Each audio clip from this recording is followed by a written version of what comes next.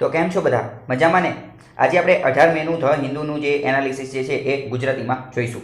So I am the Hardik Parmar and let us start our journey towards success. આજે આપણે જે સૌથી પહેલો આર્ટિકલ જે છે એ આના વિશે છે કે સેન્ટર જે છે કેન્દ્ર દ્વારા throw open all sector to private players. ઘણા બધા સેક્ટર જે છે એને પ્રાઇવેટ પ્લેયર્સ માટે એટલે કે ખાનગી ઉદ્યોગો માટે તેને ઓપન કરી દીધા છે. આપણે કાલે જ ચર્ચા કરી હતી કે ઈસરો એટલે કે અવકાશ ક્ષેત્રે પણ સંશોધન કરવા માટે પ્રાઇવેટ પ્લેયર્સને બોલાવી લીધા છે. પછી કોલ બ્લોક એટલે કે કોલસાના ખનન માટે પણ પ્રાઇવેટ પ્લેયરને બોલાવી લીધા છે. આવી રીતે ઘણી બધી વસ્તુની અંદર પ્રાઇવેટ પ્લેયર બોલાવી લીધા છે. તો એમજી નરેગા ગેટ અને બીજી પણ ઘણી બધી જાહેરાત કરવામાં આવેલી છે કે હેલ્થ સ્વાસ્થ્ય ક્ષેત્રે અને અનએમ્પ્લોયમેન્ટને આ બધી વસ્તુ કરવાની વાત કરવામાં આવી છે. તો અહીંયા મહત્વની વસ્તુ તમને ખબર છે, MG NREGA gets 40,000 crore in FM's fifth tranche. 5મા નંબરની જે જાહેરાત કરવામાં આવેલી છે એમાં એમજી નરેગાને 40,000 કરોડ રૂપિયા મળશે. પરંતુ એની પહેલાં તમે આ જે ફોટો જે છે આ ફોટાને જુઓ, બરાબર. અત્યારે મુખ્ય પહેલાં આપણે આ ફોટો સમજીએ. ફોટાની અંદર શું કહેવામાં આવેલું છે કે હેલ્થ સ્પેન્ડિંગ જે સ્વાસ્થ્ય ઉપર જે છે એ વધારે પહેલાં તો ખર્ચો કરવામાં આવશે, બરાબર, સ્વાસ્થ્ય ઉપર.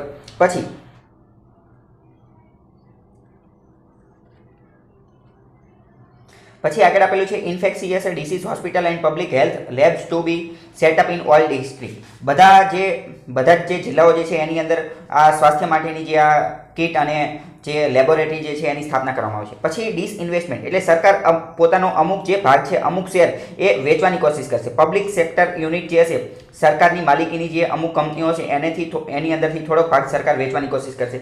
નો more than 4 public sector undertakings to remain in strategic sector to be notified soon. બરાબર. એ કઈ કંપનીઓ વેચશે, કઈ કંપનીઓની અંદર શેર વેચશે એ આગળ જણાવવામાં આવશે. પરંતુ મહત્વની જે જાહેરાત કરવામાં આવેલી છે એ અહીંયા છે. એ રાજ્ય માટે એક સારા સમાચાર છે. રાજ્યને મદદ કરવામાં આવેલી છે. રાજ્યને અત્યાર સુધી એવી વસ્તુ હતી કે રાજ્ય જે છે એ ઉધાર લઈ શકશે, બોરો કરી શકશે, પૈસા બોરો કરી શકશે. કેટલા? તેની જીડીપીના એટલે કે જીએસડીપીના ગ્રોસ સ્ટેટ ડોમેસ્ટિક પ્રોડક્ટ એના 3% પૈસા તે ઉધાર લઈ શકતું હતું. રાજ્યની લિમિટ કેટલી હતી કે તેની જે જીડીપી હોય એના 3% પૈસા તે ઉધાર લઈ શકે. પરંતુ હવે એ લિમિટ વધારી અને 5% કરી નાખી છે. એટલે કે પહેલાં રાજ્ય 6.41 લાખ કરોડ રૂપિયા ઉધાર લઈ શકતું હતું, તે વધારી અને 10.69 લાખ કરોડ રૂપિયા કરી નાખી છે, બરાબર. તો આ તમને ખાસ ખબર હોવી જોઈએ કે હાલમાં રાજ્યોની જે ઉધાર લેવાની જે કેપેસિટી જે છે એ વધારી દીધી છે, બરાબર. પછી અનએમ્પ્લોયમેન્ટ બેરોજગારીનો સામનો કરવા માટે ગ્રામ્ય લેવલે રૂરલ એરિયામાં જે એમજી નરેગા એક્ટ જે છે એની અંદર વધારાના પૈસા આપવામાં આવેલા છે. કેટલા? 40,000 કરોડ રૂપિયા વધારી દીધા છે, બરાબર. પછી બીજું ઇન્ડસ્ટ્રી ઉદ્યોગ ક્ષેત્રે પણ ઘણા સારા કાર્ય કરેલા છે. Fresh insolvency proceedings suspending for a year. આ જે ઇન્સોલ્વેન્સી માટેનો જે પ્રોસિડિંગ જે છે કે જેની અંદર કેવું હોય કે કદાચ કોઈ વ્યક્તિએ લોન લઈ લીધી હોય અને પછી તે લોન ભરે નહીં તો તેને ઇન્સોલ્વેન્સી એન્ડ બેંક કરપ્સી એક્ટ અંતર્ગત તેને કોર્ટની અંદર ખસેડી દેવામાં આવે અને તેની ઉપર કેસ ચલાવી દેવામાં આવે. તો આવા કેસ હવે ચલાવવામાં આવશે નહીં. 1 વર્ષ સુધી એને સસ્પેન્ડ કરવામાં આવેલી છે. કેમ? કારણ કે અત્યારે આ કોરોના વાયરસના કારણે ઘણા બધા ઉદ્યોગકારો એવો હોય કે જે લોન ભરવાની એમની ઈચ્છા હોય પરંતુ અત્યારે એમની પાસે પૈસા ન હોય, અત્યારે તેમની પાસે પૈસાની તંગી હોઈ શકે. તો અત્યારે આ પરિસ્થિતિના કારણે તેઓ લોન ન ભરી શકતા હોય તો તેને આ INBનો ભોગ ન બનવું પડે એની માટે આ કાર્ય કરેલું છે, બરાબર. આ બધી વસ્તુ તમને ખબર હોવી જોઈએ. બીજી મહત્વની વસ્તુ શું છે તે આપણે જોઈએ. જો અહીંયા તમારે ખાસ યાદ એ રાખવાનું છે કે સરકારે આજે 20 લાખ કરોડ રૂપિયા આપવાની જાહેરાત કરેલી છે. તો એમાંની 85% લિક્વિડિટી જે છે એમાંથી 85% જે પૈસા જે છે એ તો RBI દ્વારા આવશે. RBIના જે લિક્વિડિટી એનાઉન્સમેન્ટ જે છે એની અંદરથી આવશે, બરાબર. જો હવે મુખ્ય વાત તમે સમજો તો આની અંદર કેવું છે કે સરકાર દ્વારા તો 20 લાખ કરોડ રૂપિયાની જાહેરાત કરવામાં આવેલી છે, પરંતુ એમાંના મોટા ભાગના પૈસા તો કોણ આપશે? મોટા ભાગના પૈસા તો RBI જ આપશે. કઈ રીતે? કારણ કે સરકારે એવી જાહેરાત કરેલી છે કે જે ઉદ્યોગકારો છે, MSME એટલે કે micro small and medium enterprises, પછી બીજા નાના ઉદ્યોગો ધરાવતા વ્યક્તિઓ જે છે એ બધાને લોન આપશે. અત્યાર સુધી કેવું થતું હતું કે તમને ખ્યાલ હશે કે બેંકોની અંદર NPA વધી જતા હતા. NPA એટલે કે નોન પરફોર્મિંગ એસેટ્સ એટલે કે એવી લોન કે જે પાછી આવતી નથી. જેમ કે વિજય માલ્યા અને નીરવ મોદીને આ બધા મેહુલ ચોકસીને આ બધા લોકો જે છે મોટા લોકો એ લોન લઈ અને ભાગી જતા હતા. પછી લોન ભરતા નહોતા. કરોડો રૂપિયાનો જે ચૂનો જે છે એ બેંકને લગાવી દેતા હતા. એટલે આના કારણે શું હતું કે આ બધી વસ્તુ લાઇમલાઇટમાં આવી જતી હતી, મીડિયામાં આવી જતી હતી. એટલે પછી બેંક ઉપર ઇન્ક્વાયરી શરૂ થઈ હતી. જે વ્યક્તિ બેંકને લોન આપી દીધા હોય બેંક દ્વારા લોન, તો બેંકના ઓફિસરોને આ બધા ઉપર ઇન્ક્વાયરી બેસી જતી હતી. એટલે પછી બેંકે એક નવો રસ્તો ગોતી નાખ્યો. બેંકે શું કરી દીધું? કોઈને લોન જ નહીં આપવાની. હવે કોઈને લોન આપે નહીં તો પછી જે સારા વ્યક્તિઓ જે વ્યવસ્થિત રીતે પોતાનો બિઝનેસ શરૂ કરવા માંગે છે એને પણ લોન લેવામાં તકલીફ પડતી હતી. જેમ કે MSME નાના ઉદ્યોગો, ગૃહ ઉદ્યોગો, આ બધાને સમસ્યા થતી હતી, બરાબર. એટલે બેંક કોઈને લોન આપતી ન હતી. એનપીએ વધવાના ડરથી. બેંક શા માટે લોન નથી આપતી? તો કે એનપીએ વધવાના ડરથી. પરંતુ હવે સરકારે એવી જાહેરાત કરી દીધી કે તમે બધાને લોન આપી દો અને તેમની પાસેથી કોઈ પણ વસ્તુ કોલેટરલ પણ લેવ નહીં, બરાબર. તેમની પાસેથી કાંઈ વસ્તુ ગીરવે રાખવાની પણ જરૂર નથી. જો તેઓ લોન નહીં ભરે તો એની જે જવાબદારી, એની જે ગેરંટી, એની જે ક્રેડિટ ઇન્સ્યોરન્સ ગેરંટી જે છે એ અમે લેવી છે, બરાબર. તો આટલું તમને સમજાણવું હશે કે સરકારે એવું કીધું છે કે તમે લોન આપી દો, બરાબર. તમે લોન એનપીએની ચિંતા ન કરો. જો એનપીએ થઈ જશે તો તેના પૈસા અમે ભરી દઈશું, એવું સરકારે કીધેલું છે. તો આ વસ્તુ ખાસ તમને ખબર હોવી જોઈએ, જે જીડીપીના 10% જેટલું છે. આગળ વાત કરીએ તો આ વસ્તુ તમને ખબર હોવી જોઈએ કે 20 લાખ કરોડ. હવે જો અહીંયા મહત્વની વસ્તુ તમારે શું સમજવાની છે એ તમે અહીંયા સમજો. વિશ્વના દેશોની અહીંયા જીડીપી આપેલી છે, બરાબર. તો વિશ્વના દેશોની જીડીપી તમને થોડી ઘણી ખબર હોવી જોઈએ. કઈ રીતે? તો કે અમેરિકા સૌથી પહેલા નંબરે અમેરિકાની જીડીપી છે. અમેરિકાની જીડીપી કેટલી છે? તો કે 21 ટ્રિલિયન જેટલી જીડીપી છે. જો અહીંયા આ બધું જે આ આંકડા જેટલા લખેલા એ બધાને તમે થોડી વાર માટે ધ્યાન આપો. તમે ખાલી એટલું યાદ રાખી લો કે અમેરિકાની જીડીપી અત્યારે 2019માં 21 ટ્રિલિયન છે. 21 ટ્રિલિયન, બરાબર. પછી યુરોપિયન યુનિયન, બીજા નંબરે યુરોપિયન યુનિયન આવે છે, પરંતુ એને બીજો નંબર આપેલો નથી. કેમ?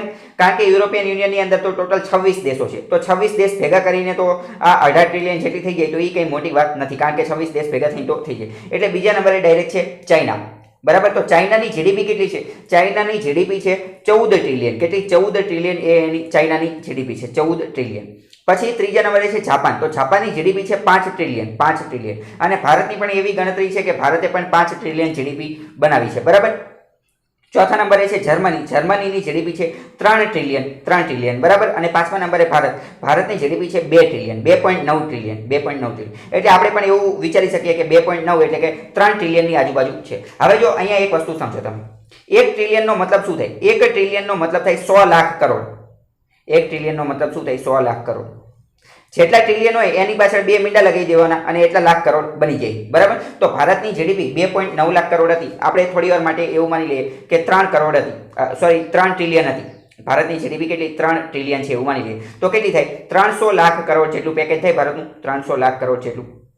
પરંતુ અહીંયા 2.7 છે, બરાબર, 2.8. તો આપણે એવું માની લઈએ કે 2 ટ્રિલિયન. ભારતની જીડીપી કેટલી છે? 2 ટ્રિલિયન, 2 ટ્રિલિયન. તો 2 ટ્રિલિયનના આપણે જોઈએ તો કેટલા થાય? 200 લાખ કરોડ રૂપિયા થાય, 200 લાખ કરોડ રૂપિયા. હવે આના 10% કાઢીએ તો કઈ રીતે નીકળે? હવે કોઈ પણના 10% કાઢવા હોય તો છેલ્લું જે અહીંયા આ એકમનો અંક હોય એની પછી એક પોઈન્ટ મૂકી દેવાનો, બરાબર. એને એક અંક પછી પોઈન્ટ મૂકી દેવાનો એટલે 10% નીકળી જાય. જો આ ટકાવારીને એ બધું કઈ રીતે કાઢવાનું એ મેં ગણિતના અલગથી બધા લેક્ચર લીધેલા છે, તો તમે તે જોઈ શકો છો. તેમાં મેં ટકાવારી અને આ બધી વસ્તુ ખૂબ સરળતાથી અને સુંદરતાથી સમજાવેલી છે. તમે તે વિડીયો લેક્ચર જોઈ શકો છો. અત્યારે જો તો 200ના 10% કેટલા થાય? 20. તો 20 લાખ કરોડ થાય. એટલે તો સરકારે 20 લાખ કરોડ રૂપિયાનું પેકેજ આપેલું છે અને એવું કીધું છે કે 10 જીડીપીના 10% છે, બરાબર. તો ભારતની જીડીપી અત્યારે કેટલી છે? 200 લાખ કરોડ રૂપિયા છે. 200 લાખ કરોડ. 200 લાખ કરોડ એટલે કે 2 ટ્રિલિયન, બરાબર. 2 ટ્રિલિયન એ ભારતની જીડીપી છે. આ તમને ખબર હોવી જોઈએ. જો અહીંયા ગ્રાફિક્સની અંદર પણ તમે વ્યવસ્થિત રીતે જોઈ શકો છો કે જો આ ડેટા થોડોક જૂનો છે, ડેટા હવે ફરતો રહેતો હોય, બરાબર. કારણ કે એમ તો રહેતું ન હોય. અહીંયા જો શું કીધું છે કે યુએસએની જીડીપી 21 ટ્રિલિયન છે, પરંતુ અહીંયા આપેલી છે 19 ટ્રિલિયન, બરાબર. 19 ટ્રિલિયન, 19 ટ્રિલિયન એટલે કે 24%. આખી વિશ્વની જીડીપીના 24% થાય. જો અહીંયા બીજું પણ તમે સમજી લો કે આખા વિશ્વની જીડીપી કેટલી છે? આખા વિશ્વની જીડીપી 87 ટ્રિલિયન, 87 ટ્રિલિયન છે. કેટલી? 87 ટ્રિલિયન. એટલે આનો મતલબ કેટલો થાય કે 8,700 લાખ કરોડ, બરાબર. તો આ ડેટા છે ને થોડો તમને મોઢે યાદ હોવો જોઈએ, જેના કારણે કોઈ કદાચ વાત કરતું હોય અથવા આવી રીતે જીડીપી વાતો કરતા હોય અથવા આટલા ટ્રિલિયન ઓલું ટ્રિલિયન, તો તમને થોડો ઘણો અંદાજ આવવો જોઈએ. તમારે ખાલી એટલું યાદ રાખવાનું કે વિશ્વની જીડીપી કેટલી? તો કે 87 ટ્રિલિયન. અમેરિકાની કેટલી? તો કે 21 ટ્રિલિયન. ચાઇનાની કેટલી? તો 14 ટ્રિલિયન. અને ભારતની કેટલી? તો 3 ટ્રિલિયન, બરાબર. અને ટ્રિલિયન એટલે શું એ મેં તમને સમજાવી દીધું. એની પાછળ 2 મીંડા લગાવી દેવાના એટલા લાખ કરોડ. ભારતની 2 ટ્રિલિયન છે તો એનો મતલબ કે 200 લાખ કરોડ. વિશ્વની 87 ટ્રિલિયન તો એનો મતલબ કે 8,700 લાખ કરોડ, બરાબર. આટલી વસ્તુ યાદ રાખવાની છે. અહીંયા જો આ ગ્રાફિકની અંદર સમજીએ તો અમેરિકાની જીડીપી જે છે એ આખા વિશ્વની જે 8,700 લાખ કરોડ રૂપિયા જે જીડીપી જે છે આખા વિશ્વની, તો એની અંદર અમેરિકાનો ભાગ 24% છે. 24%, બરાબર. 24%. ચાઇના બીજા નંબરે છે તો ચાઇનાનો ભાગ એની અંદર 15% છે. ચાઇનાનો ભાગ એની અંદર કેટલો છે? 15% આખા વિશ્વની જીડીપીની અંદર. ખાસ કરીને એ ખબર હોવી જોઈએ કે ભારતનો એની અંદર ભાગ કેટલો છે? ભારતનો 3.27% ભાગ છે. ભારતનો ભાગ કેટલો છે? 3.27% ભાગ છે. મહત્વની વસ્તુ તમારે એ સમજવાની છે કે 1947 પહેલા ભારત જ્યારે આઝાદ થયું નહોતું, ભારત જ્યારે સોને કી ચીડિયા, બરાબર, ગોલ્ડન સ્પેરો તરીકે ઓળખાતું હતું, તો પ્રાચીન સમયની અંદર ભારતનો વિશ્વની જીડીપીની અંદર ભાગ 30% હતો, બરાબર. આખા વિશ્વની જીડીપીની અંદર ભારતનો ભાગ કેટલો હતો? 30% હતો. અને જ્યારે ભારત 1947માં આઝાદ થયું, બરાબર, ત્યારે ભારતનો ભાગ માત્ર 3% જ હતો. ત્યારે ભારતનો ભાગ કેટલો હતો? 3% જ હતો, માત્ર 3%, બરાબર. જે અત્યારે પણ આપણે વધારીને ખાલી 3.27% કરેલો છે. તો તમે વિચારી શકો છો કે પ્રાચીન સમયની અંદર ભારત સોને કી ચીડિયા શા માટે કહેવાતું હતું? કારણ કે ત્યારે ભારતનો વિશ્વની જીડીપીની અંદર 30% ભાગ હતો, જે અત્યારે અમેરિકાનો પણ નથી. અમેરિકાનો પણ અત્યારે માત્ર 24% જ ભાગ છે. એ પણ તમે અહીંયા જોઈ શકો છો, બરાબર. તો આપણે કહી શકીએ કે તે સમયે ભારતનો વિશ્વ ઉપર કેટલો દબદબો હશે, ભારતનું જે જીવન, જે સંસ્કૃતિ, જે મોભો અને એ બધી વસ્તુઓ છે એ કેટલી મહાન હશે, બરાબર. એટલે સોને કી ચીડિયા ને એવું બધું કહેવાતું હતું. આગળ વાત કરીએ તો આશા કરું કે આ તમને સમજાણું હશે કે આ જીડીપી બધી વસ્તુ શું છે.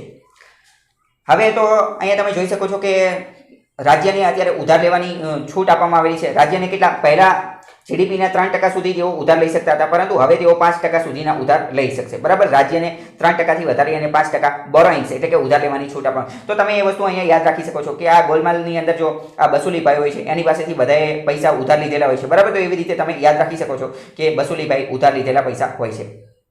તો એવી રીતે આ રાજ્યને પણ ઉધાર લેવાની જે છૂટ જે છે એ આપવામાં આવી છે. આ તમારે ખાસ યાદ રાખવાનું છે કે 3%થી વધારી અને 5% કરી દીધેલું છે છૂટ રાજ્યને, બરાબર. અને આપણે આગળ પણ વાત કરી હતી કે FRBM એક્ટ જે છે, FRBM એક્ટ એના અંતર્ગત FRBM એક્ટ અંતર્ગત કેન્દ્રને 3% જીડીપીના 3% જેટલી ઉધાર લેવાની છૂટ છે. રાજ્યને પણ 3% જેટલી છૂટ ઉધાર લેવાની છૂટ છે. સાથે સાથે આની અંદર એસ્કેપ ક્લોઝ પણ છે. એસ્કેપ ક્લોઝ 0.3%નો છે, એટલે કે 3%થી વધીને 3.3% સુધી ઉધાર લઈ શકાય, વધારે ઉધાર લઈ શકાય નહીં. તો કેન્દ્ર અને રાજ્ય બંનેનું એવી રીતે જોઈએ તો 6% જેટલું ઉધાર લઈ શકાય, વધારે પડતું ઉધાર લઈ શકાય નહીં. તો આ તમને ખાસ ખબર હોવી જોઈએ. અને આ બધી વસ્તુ શા માટે કરવામાં આવી છે? COVID-19ના કારણે. કારણ કે કોરોના વાયરસના કારણે રાજ્ય પાસે અને કેન્દ્ર પાસે પૈસા નથી, તો વધારે પડતા પૈસા આવી શકે એની માટેની વાત છે. હવે આપણે આગળનો આર્ટિકલ જોઈએ તો આગળનો આર્ટિકલ છે કે complete Kaleshwaram work on a war footing. જે મહત્વની વસ્તુ છે એ હું તમને સમજાવી દઉં છું. તેલંગાણાની અંદર એક પ્રોજેક્ટ છે, એ પ્રોજેક્ટનું નામ તમને ખાસ ખબર હોવી જોઈએ. એ પ્રોજેક્ટનું નામ છે કાલેશ્વરમ લિફ્ટ ઇરિગેશન પ્રોજેક્ટ. શું? Kaleshwaram lift irrigation project. Main irrigation એટલે કે સિંચાઈ. એક બંધ બનાવવાનો છે, ડેમ બનાવવાનો છે, બરાબર. પણ બહુ મોટો ડેમ બનાવવાનો છે, ખાલી નાના નાના ચેક ડેમ બનાવવાના નથી કે તાત્કાલિક બની જાય, બરાબર. ખૂબ મોટો બંધ બનાવવાનો છે, કાલેશ્વરમ લિફ્ટ ઇરિગેશન. લિફ્ટ એટલે કે પાણીને ઊંચું કરવાનું, પાણીને ઉપર ચડાવવાનું છે, પાણીને લિફ્ટ કરવાનું છે, બરાબર. આખા પ્રોજેક્ટનું નામ ખબર હોવી જોઈએ, કાલેશ્વરમ લિફ્ટ ઇરિગેશન પ્રોજેક્ટ. ખાસ ખબર હોવી જોઈએ કાલેશ્વરમ પ્રોજેક્ટ તો કે તેલંગાણાની અંદર છે. કઈ જગ્યાએ? તેલંગાણાની અંદર. અને કઈ નદી ઉપર? તો કે ગોદાવરી નદી ઉપર છે, ગોદાવરી નદી ઉપર. આ 3 પોઈન્ટ તમને ખબર હોવી જોઈએ, કાલેશ્વરમ, તેલંગાણા અને ગોદાવરી, બરાબર. હવે તેલંગાણાના સીએમ કોણ છે એ પણ તમને ખબર હોવી જોઈએ. તેલંગાણાના સીએમ છે કે ચંદ્રશેખર રાવ, બરાબર. કે ચંદ્રશેખર રાવ એ એના સીએમ છે. બીજું તો કંઈ ખાસ છે નહીં. બીજી અહીંયા વાત કરીએ તો નરેન્દ્ર મોદીને પ્રાઇમ મિનિસ્ટર આપણા જે છે એમને અત્યારે ચિઠ્ઠી લખી અને 60 જેટલા બ્યુરોક્રેટ, 60 જેટલા અધિકારીઓ જે છે એમણે ચિઠ્ઠી લખી પીએમ મોદીને, ઓપન લેટર એટલે કે ચિઠ્ઠી લખીને એવું જણાવેલું છે કે વિસ્ટા પ્રોજેક્ટ જે છે, વિસ્ટા પ્રોજેક્ટ એને અત્યારે હોલ્ડ કરી દો, એને અત્યારે અટકાવી દો, એની ઉપર અત્યારે સ્ટે મૂકી દો. તો પહેલા તો એ ખબર હોવી જોઈએ કે what is vista project. Vista project શું છે તો હું તમને એકદમ ટૂંકમાં સમજાવી દઉં કે વિસ્ટા પ્રોજેક્ટ શું છે. તો જે ભારતની સંસદ ભવન જે છે, ભારતની પાર્લામેન્ટ હાઉસ, ભારતનું સંસદ, એને નવું બનાવવાનું છે, બરાબર. અત્યારે જે જૂનું જે છે એ આમાં મજા આવતી નથી. અત્યારના જે સરકારી લોકો જે છે, ભારતના પીએમ ને એ બધા લોકો, એમપી ને એ બધા લોકોને આ મજા આવતી નથી. એટલે એમને એવું કહેવાનું થાય છે કે આપણે નવું સંસદ ભવન બનાવવું છે. અત્યારનું જે સંસદ ભવન જે છે એ અંગ્રેજો દ્વારા બનાવવામાં આવેલું છે, તો આપણે એ જોતું નથી, આપણે નવું બનાવવું છે. તો જે નવું સંસદ ભવન બનાવવાની વાત જે છે એ પ્રોજેક્ટ વિસ્ટા અંતર્ગત છે, બરાબર. પ્રોજેક્ટ વિસ્ટા શું છે તો ખબર હોવી જોઈએ કે નવું સંસદ ભવન બનાવવાનું જે છે. એવો પ્રશ્ન પણ પૂછાઈ શકે કે નવું સંસદ ભવન બનાવવાનું છે તો એની માટે કયો પ્રોજેક્ટ છે? પ્રોજેક્ટ વિસ્ટા, બરાબર. The revamp project has already received key approvals. અને આ જે નવું બનાવવાનું છે તો એની માટે જેટલી પણ મંજૂરી લેવાની છે એ બધી મંજૂરી મળી ગઈ છે. હવે મેઇન વાત એ છે કે આ બનાવવા માટેનો ખર્ચો જે છે એ 20,000 કરોડ છે, 20,000 કરોડ. અને એ વધી પણ શકે છે, એ વધી પણ શકે છે. તો એટલે એના કારણે એવું કહેવામાં આવે છે કે હવે અત્યારે આ ખોટો ખર્ચો કરવાની જરૂર નથી, કારણ કે અત્યારે જૂનું સંસદ ભવન તો છે તે, તો અત્યારે એમાં તમે સાચવી લેવો, એમાં તમે માની જાઓ. હાઉસિંગ અર્બન અફેર મિનિસ્ટર કે જે હરદીપસિંહ પુરી છે, ભારતના housing and urban affair minister કોણ છે તો કે હરદીપસિંહ પુરી, એ બધાને અને મોદીને પત્ર લખીને એવું જણાવેલું છે કે અત્યારે આ જે પ્રોજેક્ટ જે છે વિસ્ટા પ્રોજેક્ટ એને થોડી વાર માટે મૂકી દેવો, કારણ કે COVID-19 થી અત્યારે આખો દેશ લડી રહ્યો છે. તો તેમાં આમ રીતે રાજ્ય પાસે અને કેન્દ્ર પાસે પૈસા છે નહીં, તો અત્યારે વધારાના પૈસા અહીંયા વાપરવાની જરૂર નથી, બરાબર. આટલી વસ્તુ ખબર હોવી જોઈએ. અહીંયા એક ખૂબ સુંદર ઇંગ્લિશ વાક્ય આપેલું છે,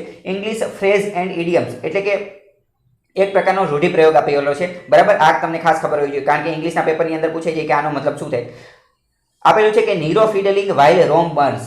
નીરો ફિડલિંગ વાઇલ રોમ બર્ન્સ. તો એનો મતલબ શું થાય? નીરો ફિડલિંગ વાઇલ રોમ બર્ન્સ. તો એનો મતલબ એવો થાય કે જ્યારે આપણી જીવનની અંદર ખૂબ ખરાબ પ્રકારની સમસ્યા ચાલતી હોય અને ત્યારે આપણે એન્જોય કરતા હોય, ત્યારે આપણે મજા કરતા હોય. જેમ કે જો to do something trivial and irresponsible in the midst of an emergency. જ્યારે ઇમરજન્સીની સમસ્યા હોય, ઇમરજન્સી જેવી પરિસ્થિતિ હોય અને આપણે મજા કરતા હોય, અથવા આપણે ઇરિસ્પોન્સિબલ કોઈ પણ જવાબદારી વગરનું કાર્ય કરતા હોય, ત્યારે પણ આપણે શું જવાબદારી વગરનું કાર્ય કરતા હોય, તો એને આપણે શું કહીએ? ફિડલ વાઇલ રોમ બર્ન્સ. બરાબર, ફિડલ વાઇલ રોમ બર્ન્સ. એટલે કે આપણે જ્યારે ઇમરજન્સી જેવી પરિસ્થિતિ હોય, જેમ કે અત્યારે કોવિડ-19ની પરિસ્થિતિ છે, તેમ છતાં પણ આપણે ખોટા ખર્ચા કરવી તો એ સારી વસ્તુ કહેવાય નહીં. બરાબર, તો એવી આ ફ્રેઝ શા ઉપરથી બની એ પણ કહી, કારણ કે નીરો જે છે, નીરો એ રોમનો રાજા હતા. નીરો શું હતો? રોમનો રાજા હતો. તો એક સમય એવો હતો કે જ્યારે રોમ આખું સળગતું હતું. રોમ શું હતું? આખું સળગતું હતું. રોમ આખું સળગતું હતું. જો આ નીરો છે, બરાબર, અને રોમ જો આખું સળગે છે અહીંયા, તેમ છતાં પણ નીરો શું કરે છે? રાજા જે છે, રાજાને તો કઈ ચિંતા જ નથી. એ તો અહીંયા વાયોલિન વગાડવાનું કાર્ય કરે છે, વાયોલિન વગાડવાનું. એટલે એની ઉપરથી આ ફ્રેઝ બની ગયો, આ રૂઢિપ્રયોગ બની ગયો. કયો? ફિડલ વાઇલ રોમ બર્ન્સ. ફિડલ વાઇલ રોમ બર્ન્સ. બરાબર, આ તમને ખબર હોય છે. આગળ વાત કરીએ તો આ વિસ્ટા પ્રોજેક્ટ તમે અહીંયા જોઈ શકો છો. આ ભારતનું સંસદ ભવન છે. નવું બનાવવાની વાત છે, તો આવી રીતે નવું બનાવવાનું છે. આ ઇન્ડિયા ગેટ છે. આપણું ભારતનું જે સંસદ ભવન જે છે એ દિલ્હીની અંદર છે, અને ઇન્ડિયા ગેટ એ પણ દિલ્હીની અંદર છે. ઇન્ડિયા ગેટ જે છે એ રોડ ઉપર જ છે. ભારતનું ઇન્ડિયા ગેટથી સીધા આવી રીતે જઈએ, સીધા રોડ ઉપર, એટલે ભારતનું રાષ્ટ્રપતિ ભવન અને સેન્ટ્રલ વિસ્ટા અને લોકસભા રાજ્યસભા જે સંસદ ભવન જે છે એ બધું એક જ રોડ ઉપર છે. બરાબર, એક જ રોડ. તેને Rashtrapati Bhavan road, Lok Sabha road, Rajya Sabha road, આ બધું અહીંયા છે. આ બધું એક રોડ ઉપર જ છે. બરાબર, આ તમને ખબર હોવી જોઈએ. અહીંયા મેપમાં પણ બતાવેલું છે. આ નવું આવી રીતે બનાવવાનું છે. હવે આગળનો આર્ટિકલ શું છે? આગળનો આર્ટિકલ ખૂબ સુંદર આર્ટિકલ છે. આની અંદર સોવરેન ગોલ્ડ બોન્ડ સ્કીમ સમજાવવામાં આવી છે. આ એક સ્કીમ છે. બરાબર, તો પરીક્ષાની અંદર પ્રશ્ન પૂછાઈ જશે, સોવરેન ગોલ્ડ બોન્ડ સ્કીમ શું છે? તો આ ખાસ મહત્વનો ટોપિક બની જાય છે. એક રીતની ગવર્મેન્ટ સ્કીમ છે, સોવરેન ગોલ્ડ બોન્ડ સ્કીમ. બરાબર, પહેલા તો આ સ્કીમ અનુસાર શું થાય છે એ હું તમને કહી દઉં. તો ભારતના લોકોની અંદર ગોલ્ડ એટલે કે સોનું લેવા પ્રત્યેનો ક્રેઝ વધારે હોય છે. બરાબર, ભારતના લોકો, ખાસ કરીને ગૃહિણીઓ, વારંવાર એમને સોનું તો લેવું જ પડે. બરાબર, કે સોનાના ઘરેણાં લેવા છે, કે સોનાની કઈ વસ્તુ લેવી છે. અને એમાં પણ જ્યારે આવી કોઈ ક્રાઇસિસ આવી જાય, આવી કોઈ સમસ્યા આવી જાય, તો ત્યારે લોકો જે છે એ પોતાનું ઇન્વેસ્ટમેન્ટ, પોતાનું રોકાણ જે છે એ સોનામાં વધારે કરે છે. બરાબર, પોતાનું રોકાણ કઈ જગ્યાએ કરી નાખે છે? સોનાની અંદર કરી નાખે. કારણ કે ગોલ્ડ જે છે એને ઇન્વેસ્ટમેન્ટની અંદર સેફ હેવન ગણવામાં આવે છે. એટલે કે એક સારું સ્વર્ગ ગણવામાં આવે છે. કારણ કે સોનાની અંદર જો પૈસા રોકેલા હોય તો તે ક્યાંય જતા નથી, એવું લોકો એવું માને છે. બરાબર, સાચું હોય કે ખોટું એ તો આપણને ખબર નથી, પણ લોકો એવું માને છે કે સોનાની અંદરનું જે ઇન્વેસ્ટમેન્ટ જે છે એ સૌથી સેફ, સૌથી સુરક્ષિત ઇન્વેસ્ટમેન્ટ ગણાય છે. તો હવે જો ભારતની અંદર તો કંઈ સોનું એટલું બધું મળતું નથી, તો લોકો બધા સોનું ખરીદવા જ માંડે. ભારતની અંદર બધા લોકો જો સોનાની અંદર ઇન્વેસ્ટમેન્ટ કરવા માંડે તો શું થાય? બધા લોકો ભારતની અંદર સોનાની અંદર ઇન્વેસ્ટમેન્ટ કરવા માંડે તો સોનાની માંગ જે છે એ વધે. અને જો ભારતમાં સોનાની માંગ વધે તો ભારતની અંદર તો સોનું મળતું નથી, તો ભારતે સોનું બહારથી લાવવું પડે. બહારથી સોનું ભારતે મંગાવવું પડે. એટલે ભારતે શું કરવું પડે? ભારતે સોનાનું ઇમ્પોર્ટ કરવું પડે. તો ભારત બહારથી સોનું મંગાવે તો એ ભારત માટે સારી વસ્તુ છે? તો ના, ભારત માટે સારી વસ્તુ નથી. કારણ કે જો ભારત બહારથી સોનું મંગાવશે તો ભારતનું ઇમ્પોર્ટ બિલ, આયાત બિલ જે છે, આયાત બિલ એ વધી જશે. એ શું થશે? એ વધી જશે. તો એ સરકાર માટે સારી વસ્તુ નથી. બરાબર, એને બેલેન્સ ઓફ પેમેન્ટના આ બધા પ્રોબ્લેમ થશે. એટલે આના કારણે કે ભારતના લોકો વધારે સોનું ન ખરીદે એની માટે સરકારે એક સ્કીમ લાવી છે. એ કઈ સ્કીમ છે? Sovereign gold bond scheme. કઈ? Sovereign gold bond scheme. આની અંતર્ગત સરકારે એવું કીધું કે તમે સોનું ખરીદશો નહીં. બરાબર, તમે સોનું ખરીદશો નહીં. તો હવે સરકાર એમ કહી દે તમે સોનું ખરીદશો નહીં, તો લોકો કંઈ એમ બંધ ન થઈ જાય કે સારું હાલો સરકારે કીધું નથી ખરીદવું તો આપણે નથી ખરીદતા, એવી રીતે બંધ થઈ જાય નહીં. સરકારે પણ એની માટે કંઈક આપવું પડે. તો બધા લોકોએ કીધું સારું હાલો અમે સોનું ખરીદવાનું બંધ કરી દઈએ, તો તમે એમને શું આપશો? તો સરકારે એવું કીધું કે તમે સોનું ન ખરીદો, પરંતુ એની બદલે સોવરેન ગોલ્ડ બોન્ડ સ્કીમની અંદર પૈસા ઇન્વેસ્ટ કરો. આ પણ એક રીતે સોના જેવું જ છે. કઈ રીતે? તો કે તમારે માની લો કે 1 ગ્રામ સોનું ખરીદવું છે. બરાબર, 1 ગ્રામ સોનું. તો અમે એક પ્રકારના બોન્ડ લોન્ચ કરશું. અમે એક પ્રકારના ગોલ્ડ લોન, આ જે બોન્ડ જે છે બોન્ડ એ લોન્ચ કરશું. તો બોન્ડ જે છે એ લોન્ચ કોણ કરશે? સરકાર તરફથી આરબીઆઈ લોન્ચ કરશે. બોન્ડ જે છે એ લોન્ચ કરવાનું કાર્ય કોણ કરશે? આરબીઆઈ. પરંતુ કોની તરફથી? સરકાર. હવે માની લો કે બોન્ડ એટલે કે એક પ્રકારનું કાગળ. બોન્ડ એટલે કે એક પ્રકારનું કાગળ. અહીંયા તમે સમજી શકો છો કે આ એક પ્રકારનું કાગળ છે. હવે આ 1 ગ્રામ ગોલ્ડ, આની અંદર લખેલું હોય કે આ 1 ગ્રામ ગોલ્ડ છે. તો હવે કોઈ વ્યક્તિ છે કે એ એમ કહે છે મારે 1 ગ્રામ સોનાની અંદર પૈસા મારા ઇન્વેસ્ટ કરવા છે, તો એને 1 ગ્રામ સોનું બજારની અંદર જઈ અને 1 ગ્રામ સોનું લેવાની જરૂર નથી. એની બદલે એ આ એક કાગળનો ટુકડો લઈ લે. આ એક કાગળનો ટુકડો લઈ લે. કોની પાસેથી? તો કે બેંક પાસેથી. બેંકની અંદર આ મળી જાય. આ કાગળનો ટુકડો કોણે લોન્ચ કરેલો છે? તો કે આરબીઆઈ. કોના તરફથી? તો કે સરકાર તરફથી. આ જે કાગળનો ટુકડો છે આની કિંમત 1 ગ્રામ ગોલ્ડ જેટલી જ ગણાશે. ફોર એક્ઝામ્પલ માની લો કે 1 ગ્રામ ગોલ્ડની કિંમત 40,000 રૂપિયા છે, 40,000. તો આ જે કાગળનો ટુકડો બેંક પાસેથી કોઈ વ્યક્તિ લીધેલો છે તો આની કિંમત પણ 40,000 જેટલી જણાશે, એટલી જ જણાશે. બરાબર? તો એક રીતે તો સારી વસ્તુ છે. કેમ? કારણ કે સોનું કોઈ વ્યક્તિ જે છે એ ખરીદી લે તો એને સાચવવાની પણ સુરક્ષા, એની જે સુરક્ષાનો પણ પ્રશ્ન રહે. એને તિજોરીની અંદર મૂકવું પડે, કોઈ ચોરી કરી જાય તો આવી બધી વસ્તુની સમસ્યા રહે. એની બદલે આ કાગળનો ટુકડો હોય તો આ તો ખીચાની અંદર પણ રાખી શકે, એકદમ વ્યવસ્થિત રીતે કેરી કરી શકે. તો આની એટલી બધી ચિંતા નહીં. બરાબર? એટલે આવી સ્કીમ લાવવામાં આવેલી છે. તો શું તમે સમજ્યા છો કે સોવરેન ગોલ્ડ બોન્ડ અનુસાર સરકારે બોન્ડ લોન્ચ કરેલા છે. ગોલ્ડ, સોનાના નામના બોન્ડ લોન્ચ કરેલા છે. બરાબર? કે જેની અંદર એ કોને લોન્ચ કરેલા છે? આરબીઆઈ. કોઈ વ્યક્તિએ સોનું ખરીદવું હોય તો સોનું નહીં ખરીદવાનું, એની બદલે આ જે બોન્ડ જે છે એ બોન્ડ ખરીદી લેવાના. અને આ બોન્ડની કિંમત જે છે એ બજારમાં સોનાની કિંમત જેટલી હાલતી હશે એટલી જ કિંમત એની રહેશે. બરાબર? તો આની અંદર શું શું વસ્તુ છે એ આપણે જોઈએ. કદાચ કોઈ વ્યક્તિ એમ કે મારે 5 ગ્રામ સોનું ખરીદવું છે તો આ 5 ગ્રામ સોનાનું બોન્ડ ખરીદી લે. હવે આગળ વાત કરીએ. આ બોન્ડ વિશે વાત કરીએ તો બોન્ડ ક્યાંથી ખરીદીએ? કે બેંકમાંથી, પોસ્ટ ઓફિસમાંથી, બીજી સેકન્ડરી માર્કેટ એટલે કે શેર બજારમાંથી પણ ખરીદી શકાય. શેર બજાર મતલબ કે બધી જગ્યાએથી ખરીદી શકાય. આના ફાયદા શું છે, નુકસાન શું છે એ પણ આપણે જોઈ લીધા. પહેલો જ ફાયદો એ છે કે આપણે સાચવવાની બધી સમસ્યા થાય નહીં. હવે આ જે છે આ જે બોન્ડ જે છે એ સુરક્ષિત પણ ગણાય છે. કેમ? કારણ કે સરકાર અને આરબીઆઈ જે છે એ ગેરંટી આપે છે, તો પછી તો એ સેફ ગણી શકાય છે. પછી invest in gold can by the bonds without worrying about safe keeping of physical gold. આપણે અત્યારે જ કીધું કે લોકો આ બોન્ડ જે છે એ શા માટે ખરીદે છે? તો એનું એક મુખ્ય કારણ એ છે કે જો સોનું હશે તો એ ચોરી થવાનો પણ ડર રહે છે, તિજોરીમાં રાખવાનું એ બધો ખર્ચ પણ પાછો વધી જાય. પછી સોનામાંથી વળી પાછો મેકિંગ ચાર્જ, એમાંથી ઘરેણાં બનાવવાનો ખર્ચ. પછી તમને ખ્યાલ હશે કે સોનાની અંદર અમુક અશુદ્ધિ હોય તો વળી પ્યોરિટીની બધાના ઇસ્યુના આ બધી સમસ્યા રહે છે. પરંતુ આ બોન્ડની અંદર એવી કઈ સમસ્યા રહેતી નથી. અને પાછું સરકારે એવું કીધું કે તમે આ બોન્ડ લેશો તો અમે તમને આની ઉપર સાથે સાથે વાર્ષિક 2% વ્યાજ પણ આપીશું. 2% વ્યાજ પણ આપીશું. બરાબર? ફોર એક્ઝામ્પલ માની લો કે 1 ગ્રામ ગોલ્ડ ખરીદવાની બદલે 1 ગ્રામ ગોલ્ડનું બોન્ડ ખરીદી લીધું. 1 ગ્રામ ગોલ્ડનો બોન્ડ અને એનું 40,000 રૂપિયા એની કિંમત છે. બરાબર? તો એ કાગળની કિંમત હવે 40,000 રૂપિયા બની ગઈ. તો એ 40,000 રૂપિયા ઉપર વાર્ષિક સરકાર 2.5%, 2.5% વ્યાજ પણ આપશે. બરાબર? તો પરીક્ષાની અંદર પ્રશ્ન કેવો પૂછાશે? પરીક્ષાની અંદર પ્રશ્ન પહેલો એવો પૂછે છે કે સોવરેન ગોલ્ડ બોન્ડ સ્કીમની અંદર બોન્ડ લોન્ચ કોણ કરે છે? તો આરબીઆઈ. કોના કહેવાથી? તો કે સરકારના કહેવાથી. એમાં વ્યાજ કેટલું મળે છે? તો 2.8%. બરાબર? આ જે છે આ જે બોન્ડ રહ્યા એ કયા ડિનોમિનેશનમાં હોય છે? રૂપિયાની અંદર હોય છે? તો ના, આ રૂપિયાના ડિનોમિનેશનની અંદર હોતા નથી. પરંતુ આ બોન્ડ જે છે એ ગોલ્ડના એટલે કે સોનાના ગ્રામના ડિનોમિનેશનમાં હોય છે. બરાબર? કેટલા ગ્રામ સોનું છે એના આધારે હોય છે. તો આ તમને ખબર હોવી જોઈએ. પછી બીજો આનો શું ફાયદો છે એ જોઈએ. આની ઉપર જે વ્યાજ મળશે 2.5% વ્યાજ મળશે, 2.5% વ્યાજ એની ઉપર ટેક્સ ભરવો પડશે. પરંતુ આના કારણે જે કેપિટલ ગેઇન થશે એના ઉપર ટેક્સ ભરવો પડશે નહીં. તો હવે તમારો પ્રશ્ન થશે કે આની ઉપર આ કેપિટલ ગેઇન ને ટેક્સ ને આ બધું શું છે એ આપણે જોઈએ. તો જે 2.5% વ્યાજ મળશે એનો ટેક્સ ભરવો પડશે. પરંતુ માની લેવું કે અત્યારે આ 40 લીધું. બરાબર? અત્યારે 40,000 નું સોનું ખરીદ્યું. હવે 5 વર્ષ પછી આ સોનાની કિંમત જે છે એ 45,000 થઈ જાય છે. 45,000.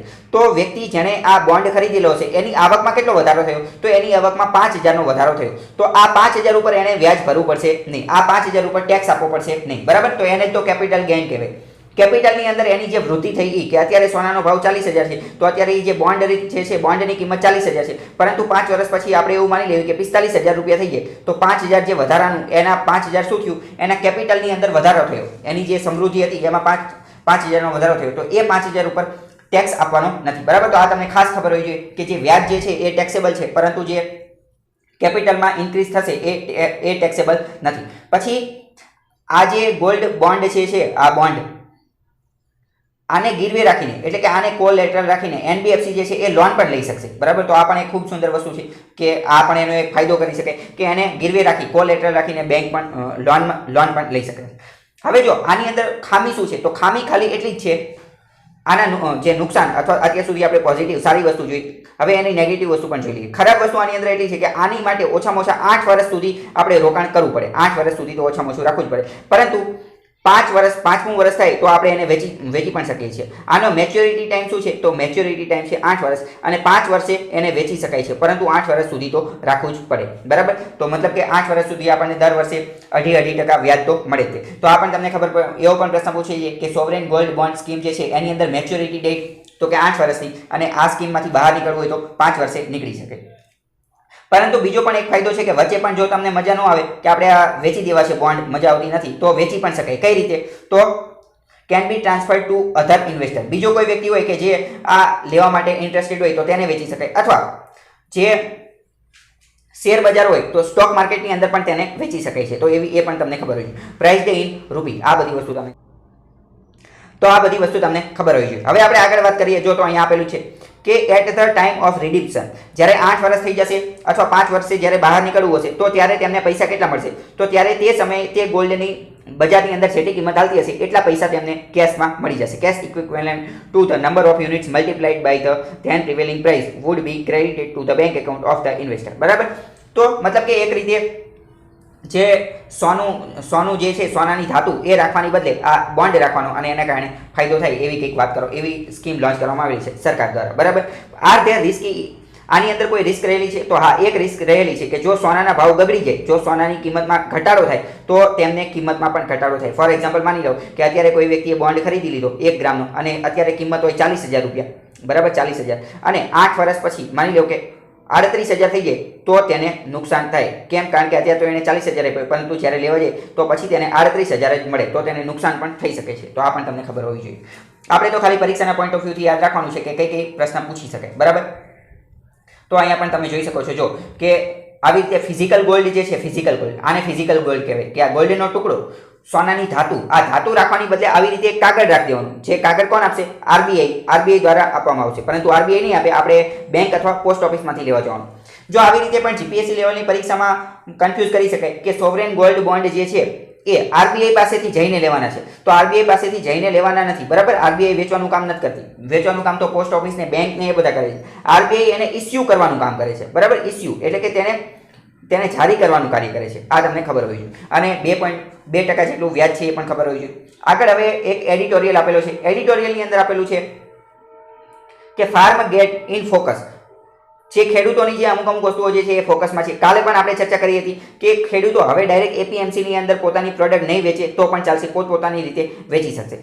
અને એના કારણે એસેન્ટિયલ કોમોડિટીઝ એક્ટને સુધારો કરવાની વાત હતી. એસેન્ટિયલ કોમોડિટીઝ એક્ટ શું છે એ આપણે કાલે જ ચર્ચા કરી હતી, પરંતુ અત્યારે ફરીથી એકવાર આપણે રિવિઝન કરી લઈએ. આ એક 1955નો એક્ટ છે, 1955નો એક્ટ છે. તો એની અંદર શું હોય કે 1955 વિન્ટેજ એસેન્ટિયલ કોમોડિટીઝ એક્ટ, આ શા માટે લાવવામાં આવેલો હતો કે જીવન જરૂરિયાતની વસ્તુની તંગી ન થાય.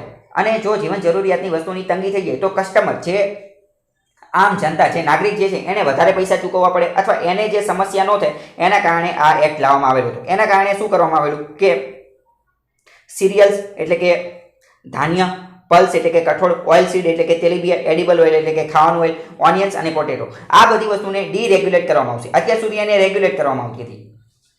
આ 1955નો ઇસેન્ટિયલ એક્ટ હતો, એના કારણે, એના આધારે એને રેગ્યુલેટ કરવામાં આવતી હતી. રેગ્યુલેટ કરવામાં આવતી હતી એટલે સરકાર નક્કી કરે કે કેટલું અનાજ લાવવાનું છે, કેટલું અનાજ વાવવાનું છે, કેટલું અનાજ માર્કેટમાં હોવું જોઈએ, કેટલું ન હોવું જોઈએ, કેટલી સંગ્રહખોરી, પછી કાળાબજારી, આ બધી વસ્તુ બંધ કરવામાં આવતી હતી. બરાબર? તો આ બધી વસ્તુ તમને ખબર હોવી જોઈએ. અને હવે એને ડીરેગ્યુલેટ કરવામાં આવશે. Protecting consumers from irrational volatility. બરાબર? જેમ કે જો તમે એક વસ્તુ જોઈ હશે કે થોડાક દિવસ પહેલાથી અમદાવાદની અંદર એવી જાહેરાત કરવામાં આવેલી હતી કે હવે આખું અમદાવાદ બંધ રહેશે, બધી જ દુકાનો બંધ રહેશે, માત્ર દૂધ અને દવા 2 જ વસ્તુ મળશે, માત્ર દૂધ અને દવા 2 જ વસ્તુ. તો જેવી રીતે આવી જાહેરાત કરવામાં આવી તો લોકો ફટાફટ તે બધા રોડ ઉપર ઉતરી ગયા, કરિયાણાની એ બધી દુકાનોએ લાઈન લાગી ગઈ અને બધા તાત્કાલિક પોતાની બધી વસ્તુ જે છે એ લેવા માટે નીકળી ગયા. કારણ કે લોકોની અંદર ભયનો માહોલ સર્જાઈ ગયો. લોકોને ડર લાગવા માંડ્યો કે હવે આટલા બધા દિવસ કંઈ ખુલશે જ નહીં, તો અમે પહેલેથી જ તે બધો સ્ટોક કરી લેવી. તો હવે આવી રીતે બધા લોકો એકસાથે બધી વસ્તુ લેવા આવી જાય તો ડિમાન્ડ વધી જાય અને એના કારણે પછી ભાવ પણ વધી જશે. તો આવું ન થાય અને આના કારણે લોકો સંગ્રહખોરીને એ બધી વસ્તુ ન કરે, એટલે એસેન્ટિયલ કોમોડિટી એક્ટ લાવવામાં આવેલો હતો. બરાબર? બ્લેક માર્કેટિંગથી અટકાવવા માટે. હવે આગળ વાત કરીએ. આગળનો અફઘાનિસ્તાન વિશેનો આર્ટિકલ છે. આના વિશે આપણે ઘણી બધી વાર ચર્ચા કરી ચૂક્યા છીએ, પરંતુ અત્યારે ફરીથી એકવાર જોઈ લઈએ. તો અફઘાનિસ્તાન અને તાલિબાન અને અમેરિકાની આજે મિટિંગ થવાની છે તો એના વિશે વાત છે. તો ભારતને શું કરવું જોઈએ એ વાત કરવાનું. પહેલાં તો તમને એ ખબર હોવી જોઈએ કે તાલિબાન ગ્રુપ જે છે એ ક્યાં છે. તો તાલિબાન ગ્રુપ જે છે એ અફઘાનિસ્તાનની અંદર છે. બીજી વસ્તુ તમને શું ખબર હોવી જોઈએ કે અફઘાનિસ્તાનને ભારતને શું લેવા દેવા. તો પહેલી વાત તો એ કે અફઘાનિસ્તાન અને ભારતનું જે POK પાકિસ્તાન ઓક્યુપાઈડ કાશ્મીર જે છે ત્યાં અફઘાનિસ્તાનની અને ભારતની બોર્ડર એટલે કે ભારત તેની સાથે સરહદ ધરાવે છે. બીજું, અફઘાનિસ્તાનની અંદર શાંતિ રહે એ ભારત માટે ખાસ જરૂરી છે. કેમ? કારણ કે જો અફઘાનિસ્તાનની અંદર તાલિબાન સક્રિય થઈ જશે તો ત્યાં આતંકવાદી પ્રવૃત્તિ વધશે. તો અફઘાનિસ્તાનમાંથી પાકિસ્તાનમાં આવશે અને પાકિસ્તાનમાંથી ભારતના કાશ્મીરની અંદર પણ શાંતિ જળવાશે નહીં. કારણ કે તાલિબાન લોકો જે છે એ કાશ્મીરની અંદર પણ આતંકવાદી પ્રવૃત્તિઓ જે છે એ શરૂ કરી દેશે. તો ભારત માટે શું સારું છે? ભારત માટે સારું એ છે કે અફઘાનિસ્તાનની અંદર શાંતિ રહે. બરાબર, ત્યાં શાંતિ રહેવી જોઈએ. તો અફઘાનિસ્તાનની વસ્તુ સમજવા માટે તમારે પહેલા એટલું સમજવું પડે કે અફઘાનિસ્તાનની અંદર ટોટલ કઈ કઈ વસ્તુ છે. અફઘાનિસ્તાનની અંદર પહેલા અત્યારે સરકાર છે અશરફ ગની. કોની? અશરફ ગની. બરાબર. અને એના વિરોધ પક્ષની અંદર છે અબ્દુલ્લા. બરાબર, એના વિરોધ પક્ષની અંદર છે અબ્દુલ્લા. અને બીજું છે તાલિબાન. અફઘાનિસ્તાનની અંદર ટોટલ કેટલા છે? તાલિબાન. આટલા વસ્તુઓ છે. અશરફ ગનીની સરકાર છે. ચૂંટણીની અંદર અશરફ ગની જીતી ગયા છે, પરંતુ અબ્દુલ્લા એમ કહે છે કે આ ચૂંટણી હું માનતો નથી. આ ચૂંટણી ચીટિંગ કરી અને તમે જીતી ગયા છો. આની અંદર તમે ચીટિંગ કરેલી છે, ગેરરીતિ કરેલી છે, માલ પ્રેક્ટિસ કરેલી છે, એટલે હું માનું નહીં. તો અશરફ ગની કે હું પ્રેસિડેન્ટ છું, તો અબ્દુલ્લા કે સારું તો કે હું પ્રેસિડેન્ટ છું. એટલે કે આ વિશ્વનો કદાચ એકમાત્ર એવો દેશ છે કે જ્યાં બે પ્રેસિડેન્ટ છે. બરાબર. તો અશરફ ગનીએ સરકાર બનાવી, સાથે સાથે અબ્દુલ્લાએ પણ સરકાર બનાવી. બંને પોતપોતાની રીતે સરકાર બનાવી. જ્યારે તાલિબાન એમ કહે છે કે અફઘાનિસ્તાનની અંદર સરકાર અમારી બનશે. તાલિબાનનું એવું કહેવાનું થાય છે કે અફઘાનિસ્તાનની અંદર સરકાર અમારી જ હોવી જોઈએ. અફઘાનિસ્તાનને અમે અમારી રીતે કંટ્રોલ કરીશું. બરાબર. હવે અમેરિકાનું શું માનવાનું થાય છે? અમેરિકાનું એવું માનવાનું થાય છે કે અમે તાલિબાનને ત્યાંથી કાઢી મૂકીશું. પરંતુ 2001થી તેઓ અમેરિકાની અંદર એન્ટ્રી લીધી હતી, પરંતુ હજી સુધી એમને કાઢી શક્યા નથી. પરંતુ હવે અમેરિકા જ અત્યારે તાલિબાન સાથે વાતચીત કરે છે. તો ભારત માટે એવું કહેવાનું થાય છે કે ભારત આ બધાની વચ્ચે શું કરે છે? તો ભારત માત્ર અને માત્ર અફઘાનિસ્તાનની અંદર જે ત્યાંની અત્યારે જે સરકાર છે અશરફ ગની તેની સાથે જ માત્ર વાત કરે છે. તો ભારતે એવું કરવું જોઈએ નહીં. જેમ કે જો અહીંયા એક વાત કરવામાં આવેલી છે કે જ્યારે અફઘાનિસ્તાનની અંદર પ્રાઇમરી રિઝલ્ટ આવી ગયું, ત્યાંની ચૂંટણીનું પ્રાઇમરી રિઝલ્ટ આવ્યું, એ પ્રાથમિક ચૂંટણીના રિઝલ્ટની અંદર આજે અશરફ ગની એમની જીત થઈ. તો તરત જ તે આપણે જે નરેન્દ્ર મોદી જે છે એમને આગળ આવી અને તરત જ તે તાત્કાલિક એમને કોંગ્રેચ્યુલેશન કહી દીધું. તો ભારતે એવું કરવાની જરૂર નથી. આર્ટિકલમાં એવું કહેવામાં આવે છે. કેમ? કારણ કે આ સમયે વિશ્વના બીજા દેશો હતા, તેમને એવું કંઈ કરેલું નહોતું. એ બધા રાહ જોતા હતા. કેમ? કારણ કે આપણે તાત્કાલિક જ તે આજે અશરફ ગની જે છે એનો સપોર્ટ કરવો જોઈએ નહીં. કારણ કે જો આપણે અશરફ ગનીનો સપોર્ટ કરી દીધો, પરંતુ હવે અત્યારે તો અબ્દુલ્લા એવું કહી છે કે મારી એ સરકાર બની શકે, તો આપણે માત્ર એક જ વ્યક્તિનો સપોર્ટ ન કરવો જોઈએ, પરંતુ આપણે બધાને એક સાથે લઈ અને આગળ વધવું જોઈએ.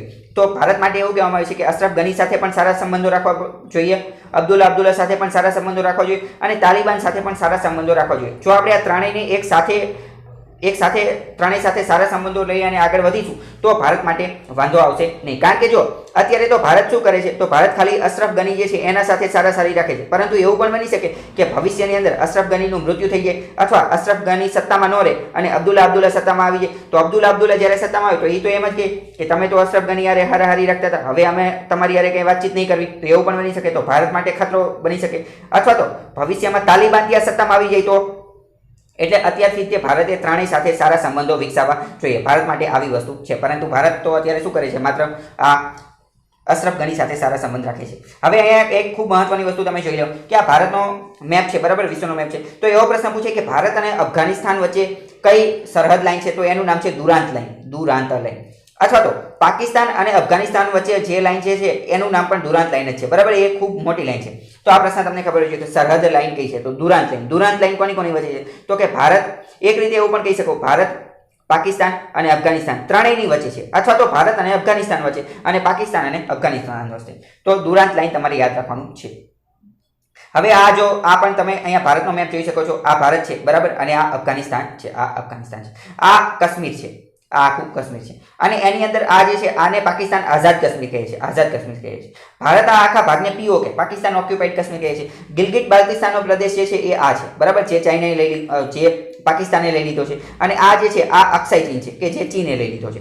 તો ભારતનો આ જે પ્રદેશ છે POK નો, પાકિસ્તાન ઓક્યુપાઈડ કાશ્મીરનો, અથવા તો ગિલગિટ બાલ્ટિસ્તાનનો જે પાકિસ્તાન એને એવું કહે છે, એ પ્રદેશ જે છે એ અફઘાનિસ્તાન સાથે ટચ કરે છે. તો મહત્વની વસ્તુ શું છે કે ભારતનો જે ભારતનો જે પ્રદેશ છે એ અહીંયા ટચ કરે છે એ પ્રદેશનું નામ તમને ખાસ ખબર હોવી જોઈએ, કારણ કે આની પહેલા જીપીએસસીમાં એકવાર પ્રશ્ન પૂછાઈ ગયો હતો કે અફઘાનિસ્તાનનો હેરાત પ્રાંત રહ્યો, હેરાત પ્રાંત એ ભારતને ટચ કરે છે, તો એ વાક્ય ખોટું હતું, બરાબર, એ વાક્ય ખોટું હતું, કારણ કે હેરાત પ્રાંત રહ્યો એ ભારતને ટચ કરતો નથી, તો ભારતને એ ખબર હોવી જોઈએ કે ભારતને કયો પ્રાંત જે છે એ ટચ કરે છે, બરાબર. તો ભારતનો અફઘાનિસ્તાનને જે પ્રાંત ટચ કરે છે એ અફઘાનિસ્તાનનો પ્રાંત જે છે એનું નામ છે બદાખસ્તાન, બદાખિસ્તાન, બરાબર. તો આ તમારે ખાસ યાદ રાખવાનું છે, કારણ કે આની પહેલા તો સ્ટેટમેન્ટમાં એવું પૂછાઈ ગયું હતું કે અફઘાનિસ્તાનનો હેરાત પ્રાંત ભારતને ટચ કરે છે અને એ વાક્ય ખોટું હતું, પરંતુ એવો પ્રશ્ન પૂછાય છે કે અફઘાનિસ્તાનનો જે બદાખિસ્તાન પ્રાંત ભારતને ટચ કરે છે, તો વાક્ય સાચું પડી જશે, બરાબર. તો બદાખિસ્તાન તમારે ખાસ યાદ રાખવાનું છે. આગળ વાત કરીએ, license to beat, abuse and kill, brutality. Brutality અહીંયા એક વર્ડ આપેલો છે. બ્રુટાલિટીનો મતલબ પહેલા સમજી લઈએ.